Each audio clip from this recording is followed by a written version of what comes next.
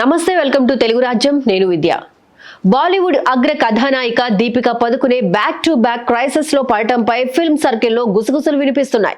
టాలీవుడ్ లో కల్కి 2898 ఏడి లాంటి పాన్ ఇండియా బ్లాక్ బస్టర్ లో నటించిన దీపిక నిజానికి ఆ సినిమా సెట్స్ లో ప్రవేశించక ముందే ఫెమినిజం ఎజెండాను తెరపైకి తీసుకొచ్చింది.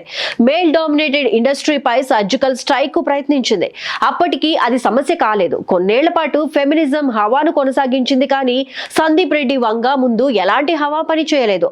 స్ట్రైక్స్ మిస్ఫైర్ అయ్యి ఊహించని రిజల్ట్ ను ఎదుర్కొంది.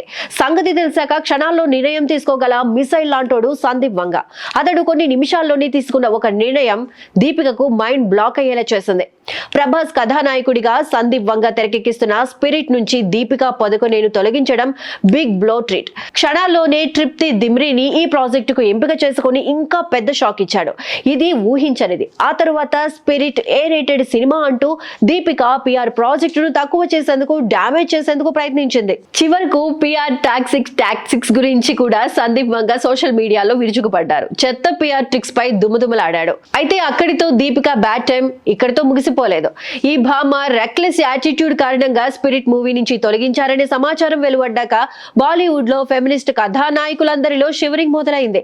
సీనియర్ నటి కాజోల్, కరీనా సహా చాలా మంది ఫెమినిజానికి బ్రాండ్ అంబాసిడర్లుగా ఉండే కథానాయకులు తమకు అవకాశాలు ఇలాంటి కారణంతో గాల్లో కొట్టుకుపోతాయేమో అనే పరిస్థితి ఉందని అర్థం చేసుకున్నారు.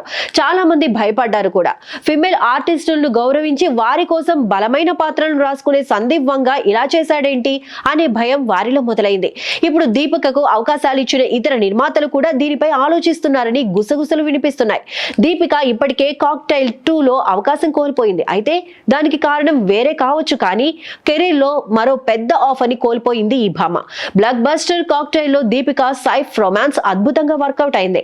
కానీ కాక్టైల్ సీక్వెల్ లో ఇప్పుడు షాహిద్ రష్మిక జంటను ఎంపిక చేసుకున్నారు మేకర్స్. ఇందులో కృతి సనోన్ కూడా కథానాయిక. స్పిరిట్ నుంచి వైదొలికాక బ్యాడ్ టైం రన్ అవ్వడం అంటే ఇదే కావచ్చు. మరోవైపు బ్లాక్ బస్టర్ కల్కి 2898 ఏడి సీక్వెల్ పై నాగ్ అశ్విని దత్ బృందం పనిచేస్తున్నారు. ఈ సినిమాలో దీపిక కొనసాగుతుందా లేదా అన్నది ఇంకా క్లారిటీ అయితే రాలేదు. దీపిక వైఖరి తెలిసిన దత్ బృందం ఇప్పుడు సీక్వెల్ లో అవకాశం కల్పిస్తుందా అన్నది వారి విజ్ఞతకే వదిలేయాలని కొందరు ఫిల్మ్ నగర్ లో గుసగుసలు వినిపిస్తున్నాయి. మరోవైపు ప్రస్తుతం చర్చల దశలో ఉన్న వేరొక సినిమాలోనూ దీపిక అవకాశం కోల్పోయిందని టాక్ వినిపిస్తోంది. ముఖ్యంగా పిఆర్ టాక్టిక్స్ దీపికకు మినిమంగా 50 కోట్ల మేర కొద్ది రోజుల్లోనే నష్టం కలిగించాయని గుసగుసలు బాగా వినిపిస్తున్నాయి.